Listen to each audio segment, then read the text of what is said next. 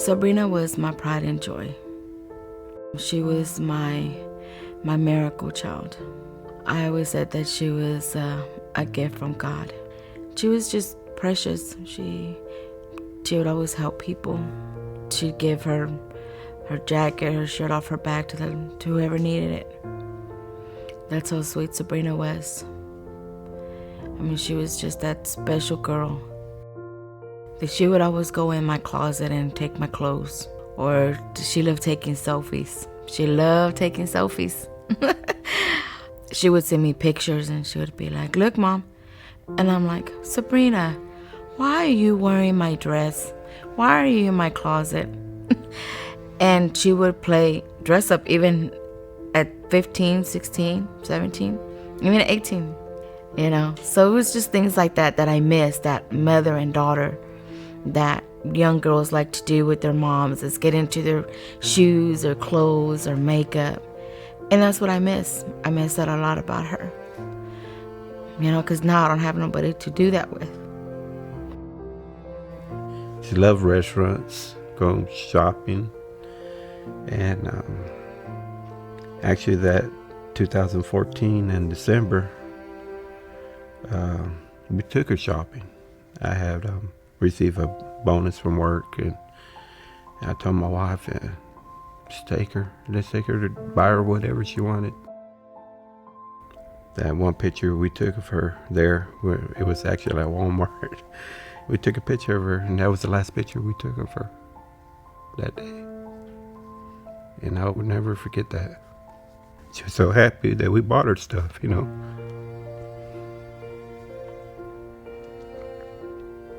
As soon as she knew she was having a girl, she named her right away, Leticia Renee.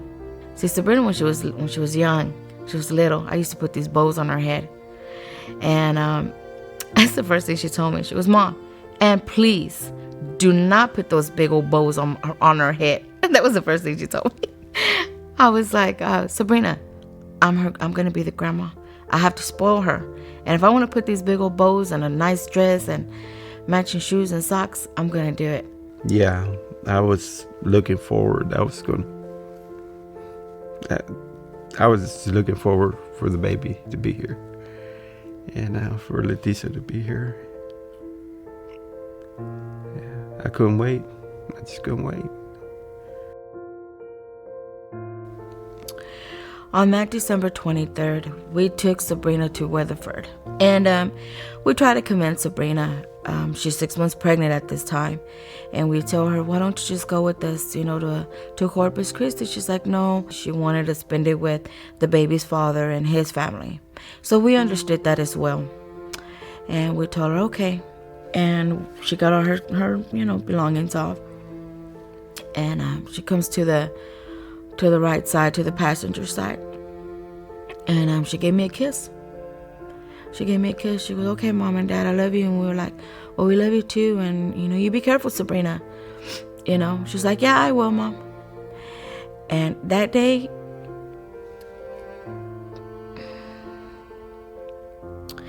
she looked beautiful.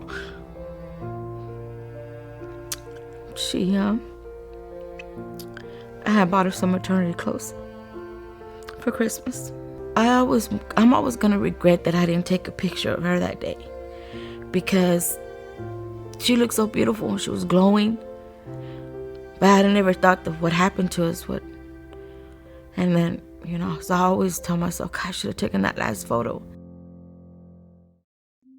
It was about, I'm going to say maybe 11, somewhere around there.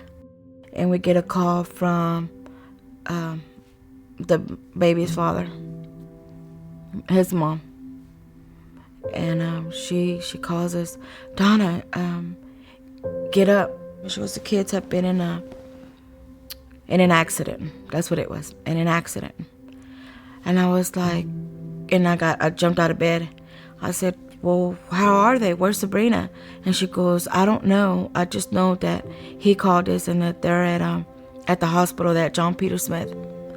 So I was like, and I got out of bed and I told Tommy, "Get up. The kid, they've been in an accident." And he goes, well, how's Sabrina?" I said, "I don't know anything at this point." So we got dressed, left, and it felt like it was taking us forever to get to the hospital. And then they were reporting that there was a bad accident. As a mother, I knew something was wrong. I knew it. I kept telling my husband, I knew something was wrong. We finally made it. We finally found it. And I dropped my wife off in the front, the emergency. I get up there and I talked to the triage nurse, and I asked him, I said, when my daughter was brought in here, she's 6 months pregnant, there was an accident. So they looked her up in the computer, and then they take me into this little conference room. At that point, I didn't want to enter because I knew I've been in these conference rooms before. And I said, I'm not going in here. I said, because y'all give bad news in these rooms. I said, I'm not going in here. And at that point, my husband's coming in, and he tells me, and I said, Tommy, I don't want to go in here. Went in there, and they were trying to put her in that room to talk to her. And I told her, just go in that room, and they want to talk to us. And at that point, I already knew too as well. It wasn't going to be good news.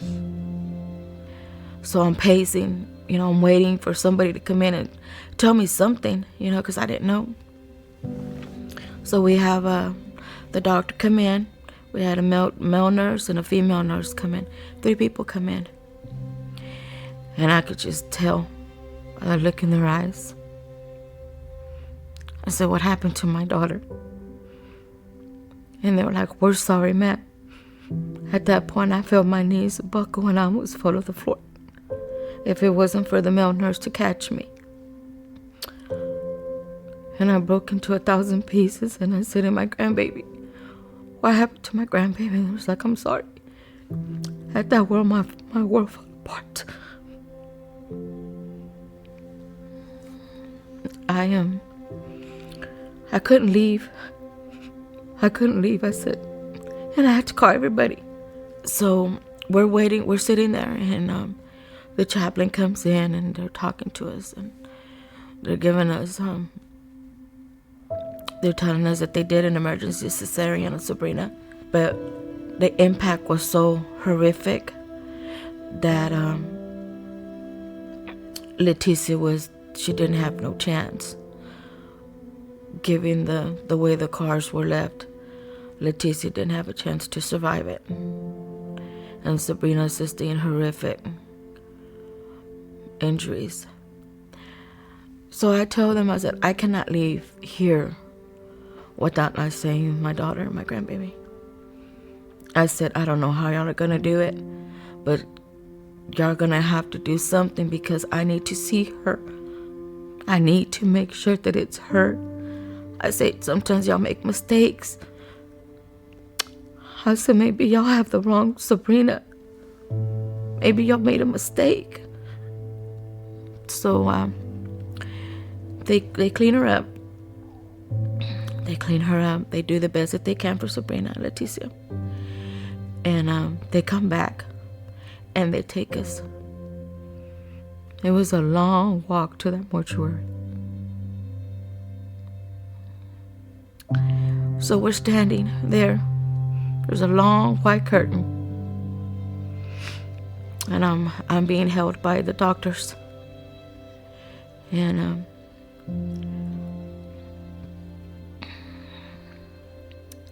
so they asked us if we're ready. Nobody's ever ready to see their children like that. And I just see her laying there.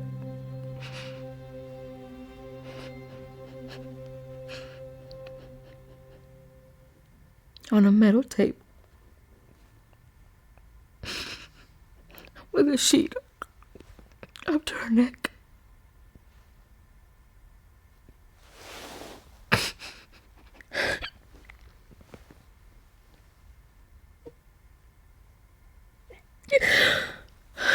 I need a minute. And it just was very, very heartbreaking. All we could do is tell her we loved her. We're gonna miss her. And we go to her and we look to the left side and we can see Leticia in a small little basket wrapped around a pink blanket. My world fell apart at that moment when I knew it was her. She had all these bruises on her face. And I told her I was sorry, that I couldn't heal her boo-boos like I used to when she was a little girl. I hugged her and I told her I loved her. A part of me just wanted her to wake up. I just kept telling her softly in her ear to wake up, to not to leave me. So I got up and I gave her a kiss just like she did me. I gave her a kiss. And I told her, I'm gonna miss you, Sabrina. And I love you, Mom loves you. So they sit me down on this chair. And they bring me Leticia. Sweet little angel. They both didn't deserve this. Sabrina was just trying to live her life with her baby. They didn't deserve to die the way they did. And I hold her, Leticia, in the basket. And I'm telling her that I'm her grandma. And that I'm sorry that we had to meet in this way. And that I love you. And I'm going to miss you. And you're going to be with your mom now. You know, and Tommy's, you know, he held her. While I was with Leticia, he was spending time with Sabrina. And then he comes and he's holding Leticia. All we could do is hold her, tell her we love you. We're your grandparents. And I wish you were here, you know. Yeah, we just could give her a kiss. We stay there for a few minutes and I'm glancing at Sabrina and wondering how this could have happened. Why us? We're good people. We didn't deserve this.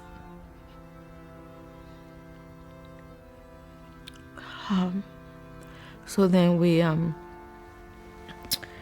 to say bye. Take that long walk back without them, without taking them home.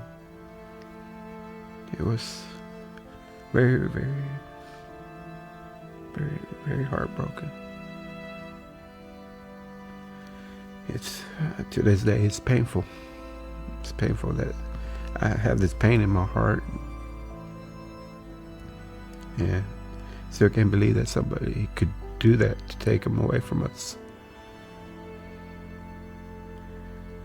The hardest thing I ever had to do was leave my girls behind. No parent should ever have to go through this. No parent. And we go home, and now of course our plans are changed completely. What was supposed to be a joyous occasion and in celebration of the holidays, spending it with family, has now turned to a funeral. And then that's when it came to us that it was a wrong-way driver, you know, who had been under the influence of drug driving. And the wrong-way driver drove 3 to 4 miles before colliding with Sabrina. And it hit all on Sabrina's side. The wrong-way driver, she died on impact. She died on impact. When they actually had to use the jaws of life to get Sabrina out. The following day, That's when the news media were, everybody was trying to reach out to us for a story. I was upset because I hear these stories, on social media or the news. We hear it often about wrong way drivers, drunk drivers, impaired drivers. And I always said, no, that can't happen to us. That can't happen to us. You always think or assume that can't happen to us or to you. But in reality, that it can. It can happen to anyone. I was angry. I was bitter. I was mad at the world because my daughter was gone. My only daughter was gone. My only and first granddaughter was gone. It's not fair for other families to go through what we're going through. And what people are doing that to other families, and not only to the family that's being affected, but to their family as well. They go off and kill somebody because of their drinking and driving, and their family is losing out as well. I always tell people, don't do it. Life is a gift. Life is a blessing. To wake up every day, the next day, is a gift from God that we're still here. You get behind the wheel as an impaired driver, you're risking your life. You're risking millions of lives out there, innocent people that don't deserve this.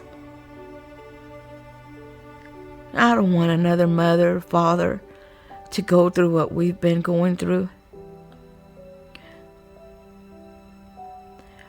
We now have a broken heart, and that heart is never going to be repaired. My husband and I say that the day the Lord decides to call us, we're going to go with a broken heart, because that's what we have now.